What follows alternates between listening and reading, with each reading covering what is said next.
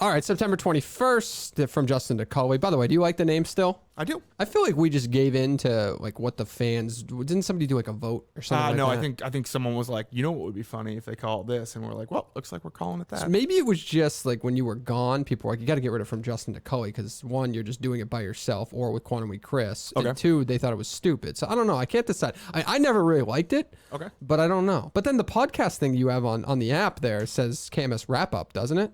Yeah, I can change that. Yeah, let's think about it. But from Justin to Cully for today, that's fine. Sure. All right, We'll brainstorm. We'll brainstorm. Okay. All right. So today's show. Are you gonna say weird energy? What do you think? Weird energy to start? Weird is definitely a noun, word? an adjective that was used today quite a bit. Quite a And bit. I don't think any of us know what it means. Yep. I think we're all trying to decide. Okay. But yeah, I mean, a little bit strange. Yeah. I went in thinking goofy fun today.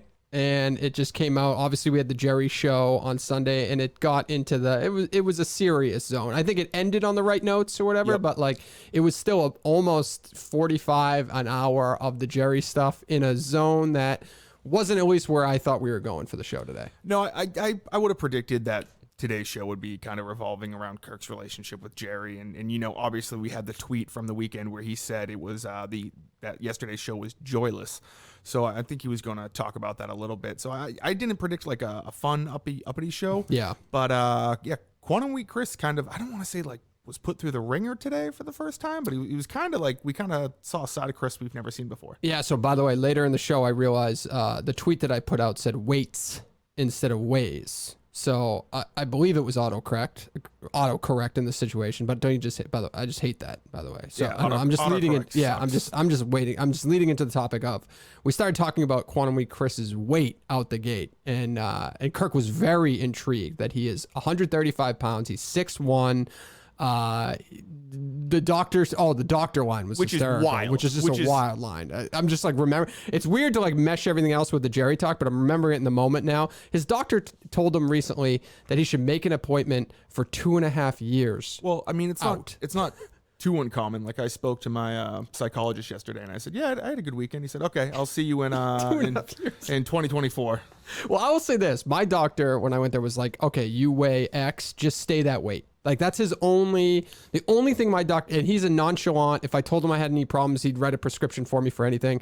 So I looked at him like a freak, and then I heard what Chris just said, and that whoever his doctor is like just give zero fucks.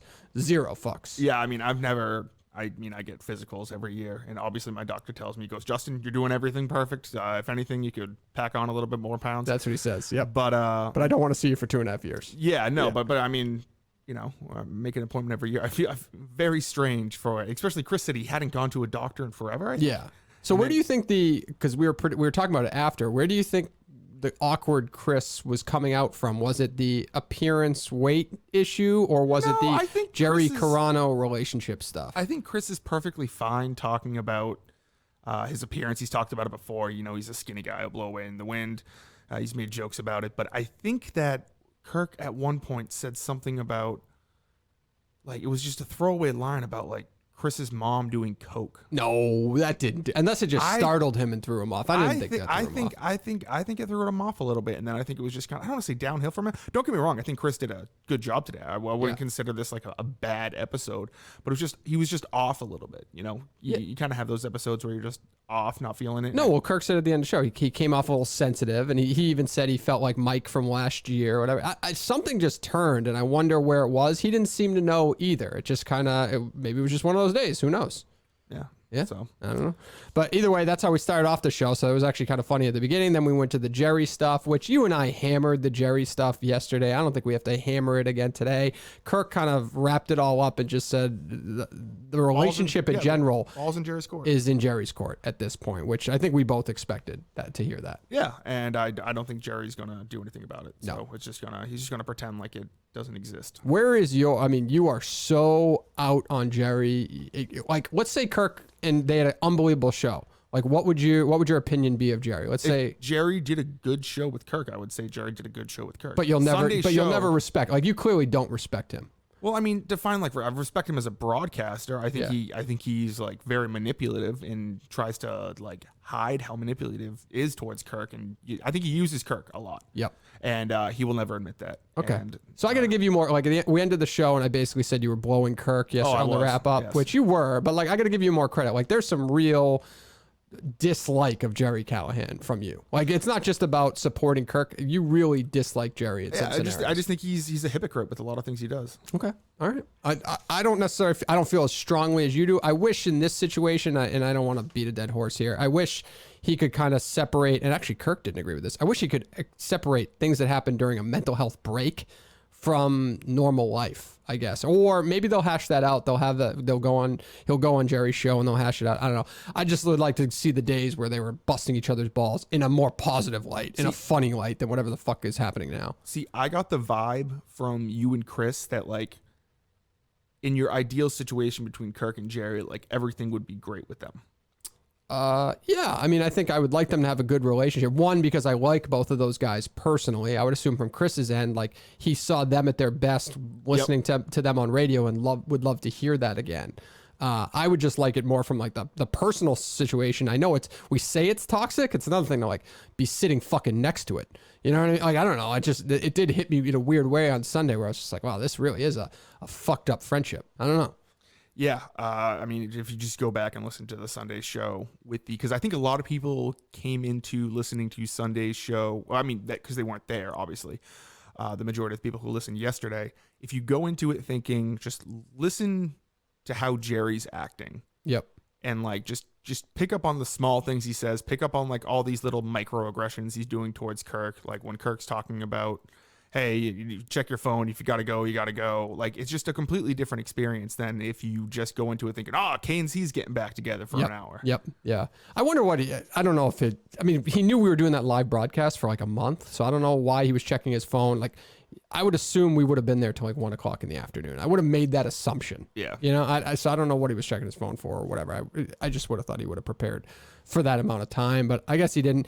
Either way, Kirk obviously went through it today, and it kind of it didn't disrupt the show. It was funny. He immediately then wanted to go to the Quantum Week Chris game that happens every time he's in, which also was a draft. Oh, it's an activity. It was not a game. Yeah, it's an activity. It was a draft. I mean, we'll keep calling it a game, but it's an activity that he brings with him every week at this point. I don't even remember if the first one he brought, I don't remember if it was a game. Maybe it's been an activity the entire time.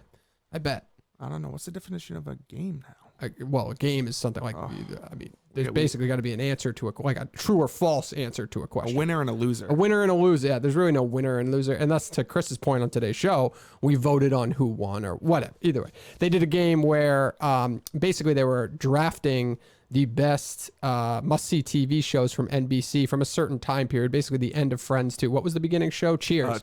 Cheers. And so they did that out. And I said this to Chris. I don't know if I think it was when Kirk went to the bathroom. I didn't really realize there's not as many shows during the must-see TV era as I thought there was.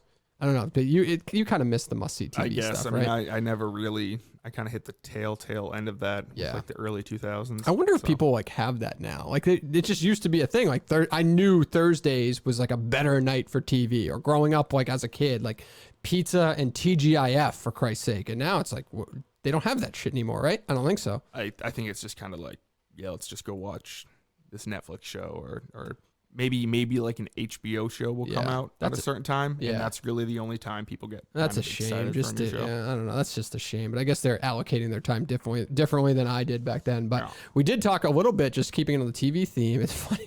I can't wait till the day that the dozen comes out and Kirk his niche category is 90210. Like that to me is just going to be funny. I don't know why. I just think people just won't expect that. People won't expect it. And it's clearly like 100. I guess Springsteen's kind of the same way. It's like it is 150% only directed at Kirk Minahan when they come up with those questions. So I mean, maybe Pat could be a 90210 guy. I don't think so. Pat's younger than me, I believe, significantly, and I was I was young to be consuming 90210, so yeah. I bet he missed those days. And then, I mean, I don't think Rico is much of a... No, I can't imagine. Guy, so. You never know. Rico busts out some answers. Not the last game, the one before, he had a couple answers that absolutely shocked me. So we'll keep an eye on that. I don't know when the next dozen for Kirk is, but I'm sure they'll tweet that out tweet that out soon. What else did we get into later I in think the stuff, show? oh, it wasn't later in the show, but I think the stuff about the wedding was kind of funny. Oh, the gay wedding. Yeah. Yeah, I don't mean to offend anybody when you say it. I say it like all nicely. I thought it was kind of a known thing, like in the gay community. They take Molly. I don't know. This is one of the things I just love. Like, it's just the first thing that comes to your mind when you're thinking of like a gay wedding is like, oh, I think they all take Molly. So Well, I'm just gonna say no. I'm not saying it's a bad thing. Yeah. I'm just saying it's like you don't hide it. You're Well, just they like, didn't obviously they didn't do it at the wedding, but I kind of like thought that was kind of a thing, like when they go out to nightclubs and stuff like that and they just don't care. I just love the attitude. They just have this like, I don't give a fuck attitude when they're out. I don't know why I keep saying they're fucking, I don't mean it to come out like that, but it was just a very happy-go-lucky energy to be around. I fucking love that shit. The dance floor was just, I hate that I had to leave this wedding. It was fucking fantastic. I've never been to a homosexual wedding. You've never been. It was. I'm telling you, we said it on the show. It was kind of an emotional experience. I enjoyed seeing it. They had a good time, and obviously all the attendees had a good time. Some good performances. So, yeah, that was a part of the show. I kind of forgot about that towards the end there. But we had some good callers today, by the way. Started off. Really? I don't know. Like, it is Ryder Cup week, and we started out. I think, did we have 3 in a row Ryder Cup there were question? a bunch of Ryder Cup. I mean, I'm not a golf guy, so those really don't tickle my fancy. Yep. But yeah, I mean, the calls were okay. I didn't think there was anything special today. What did you think about, and I think the listeners will be excited to hear about this, Matt Carano coming out with a parody song? It might have been something we should have hung on to because we didn't really get into the Monkey Boy stuff today. I got some, like, I found I found a podcast Chris was on. Yes. And I've been listening to a lot of it. Yeah. So you're just putting it out there kind of bluntly and like under the radar. Yes. Yes. Now we did mention it at the end of the show, so people will see that. So we were kind of going through it to see, but Chris is, the funny thing about that is, and it's you and not terrible. It's not bad. It's like, Chris is good. I wanted it to be like, there, like, just like awkward. Like I don't think you remember this, but when Mike and Chris were doing the Cheers show, before the first episode, they were talking for like 2 minutes. Like, okay, so how are we doing this? Yeah. Like, are you leading it? Okay. Yeah. On the actual show, or just like it was in the pre-recording. I was recording it in StreamYard, and then I was going to cut it up, but I cut up the first 2 minutes, and I sent it to Steve to play on the show. Oh, got it. Okay. Kirk, I believe, like, thinks this is like my greatest accomplishment. He thinks it's like the funniest thing I've ever done, and like it was just terrible. It was like funny, like Kirk was laughing his ass off. It was great. So I was trying to find, like, hopefully there would be something like that. Like, but no, I mean, it's isn't it almost like from your perspective, right? You were a part of that situation. Isn't it almost better because you're thinking to yourself, like, Chris is a fucking professional at this shit almost. Like, he did that for 3 years, right? We didn't know he had this podcast. He did that for 3 years, and then he's going on with like Blind Mike, and he's questioning what they should or shouldn't do. Like, he's way more experienced at this shit than I thought. Yeah, which, I mean, I'm sure that we'll get into it. Like Kirk said, he said that's for a later episode or whatever. But yeah, no, I think it was just surprising. There's like so much to Chris we don't know. Like we said, like he could be a complete alcoholic. I did look up, and so excessive drinking. Most doctors believe that if you have more than 15 drinks a week, is excessive drinking. And he says he has 2 drinks a night. So he is on the fringe. So he's like close. It depends like how hard these ciders are that he's drinking. Yeah. So I've changed my ways actually, and I guess it just happens with kids, but I would have said not a real drinking problem, but I was drink to excess when I drank, and that to me is actually like a real problem because like real problems could happen at those moments versus like being dependent on it Monday through, Sunday through Saturday or whatever, and having, let's call it 7 a night and needing it or something like that. But I would just like drink. I was a fucking idiot, but luckily I don't do that anymore. I don't think Chris has a fucking drinking problem in any way. He's not getting up for anything. It started with kind of like giving him shit about how he, like his energy when he got to the 5K, just kind of looking disheveled. He went to bed late. He had a birthday party for his mother-in-law, I believe it was, right? Spending $500 on a dinner for his mother-in-law at Encore, and they barely gambled or whatever. So, but yeah, I mean, I guess he has the excuses to be disheveled after a night like that. Yeah. So. All right. Anything else that we missed that we should have got to, or no? I don't think so. I wish there was like a trumpet to play us out. Or oh God, we need to play that trumpet. Hopefully we can play next time he's in, because that is a great fucking cut. I love that. What is what it is. All right. Well, we will talk to you again. Tomorrow is Wednesday. We will have Mike in studio tomorrow. He's typically on Wednesday, so I don't have to say anything weird there. And we're also going to Milton's after the show, so I'm looking forward to that. That should be fun. That should be fun. So we'll go to Milton's, and then Friday, of course, the Rockets back in. So you will hear from us in the wrap-up form tomorrow. KMS tomorrow with Mike, and then Jared on Friday. Milton's, we'll recap that. I don't know why I'm still talking at this moment, but we will talk to you tomorrow. Bye.